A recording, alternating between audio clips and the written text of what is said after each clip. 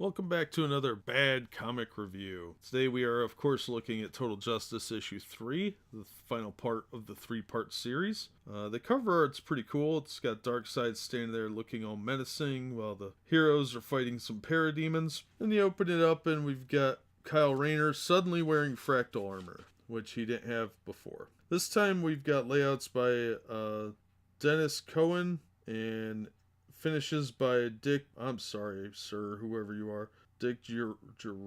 I don't know. And Vince Guerrero. Yep, I apologize to both those gentlemen for screwing up their names. Gasper did letters again. Gene D'Angelo colors. Ruben Diaz editor. The art is pretty mediocre. I'm not saying it's bad, but it's pretty close. So basically, this is a real fast-paced episode. Not a whole lot happens. They're just kind of wrapping up the toy tie-in. And honestly, if they had made this like a 6-part series, or even a 4-part series, it probably would have been a lot better. But as it is, it's just kind of a little too fast-paced. So we get Green Lantern catching up with Batman, and they now refer to the armor as Fractal Tech Gear, which sounds a little cooler than just Fractal Armor. And they're trying to up their game a little bit, so it sounds cooler with the marketing team, I think. Meanwhile, Robin found Darkseid, and he starts poking him and talking about what a clever illusion it is, and then Darkseid just palms his head and zaps him, which is actually pretty funny. But the armor kept him alive for whatever reason. So, yeah, he's just trying to shoot at Darkseid, and Darkseid's having none of it. And Darkseid he's got a great line here. I am no construct insect. You live only because I am in need of information. Tell me where I can find the one called Mike. And Mike is that crazy parademon we saw earlier in the first 2 issues. He destroyed Blue Beetle's bug. And it turns out the guy's just insane. He's been there for centuries. And Batman finds him and is talking to him where the hostages are. Robin's catching up with Wally West and Green Lantern. Green Lantern knocks him out of the illusion by giving him a right hook to the face. And they figure out these orbs that Aquaman had found last issue. He had found one, and Wally found one this time.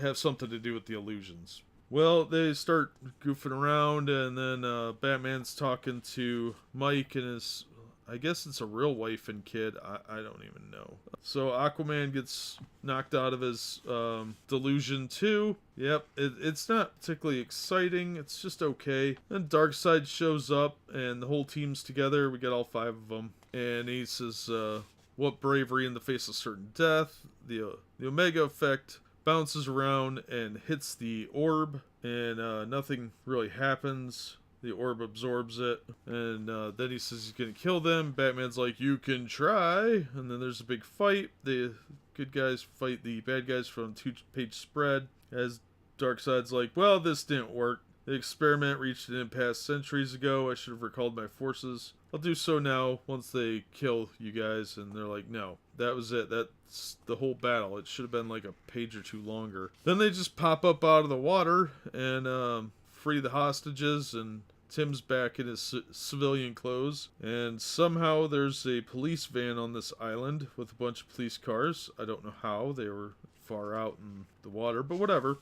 We'll just pretend that's a thing now. And Batman goes down to talk to Mike and say, hey, you did us a solid. We'll leave you alone if you don't cause any problems for us. He's like, I don't care. I got the internet. I'm good.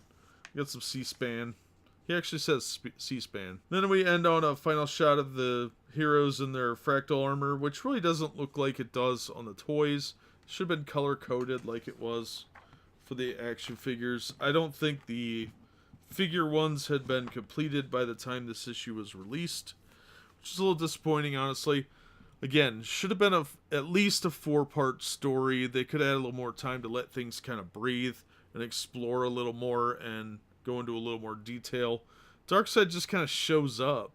Doesn't really do anything. He's just like, alright, this showed up for this orb thing. It didn't work. I'm leaving. No, that's dumb. Like, he had them at a total disadvantage at first.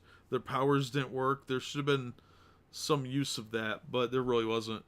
I think it was an interesting concept they could have explored further. They just didn't go into enough detail. They didn't give it enough issues or space. So some of the writing was a little, I don't want to say lazy, because I think he was trying. He just, I think he was a newer writer at the time, and like I said, for me, Priest was hit and miss at the time, so I think he's gotten a lot better. His Black Panther run was significantly better than this. But yeah, overall, it's okay. It's a good kids book. If you want to give some safe books for your kids to read, this 3-part story, it's a complete storyline, and you could probably track the figures down. But it's not a bad story, and it's pretty safe for kids. So that'd be my overall take. This issue was a little rushed, I think, and it did wrap it up pretty nicely though. So, but that's all I gotta say. It's okay. I wouldn't seek it out, but if you find it, you got nothing better to do. It's better than some of the other stuff I've seen more recently. But that'll do it for this one. As always, thank you for listening. Be sure to join us again if you can for the next episode, and we'll see you then.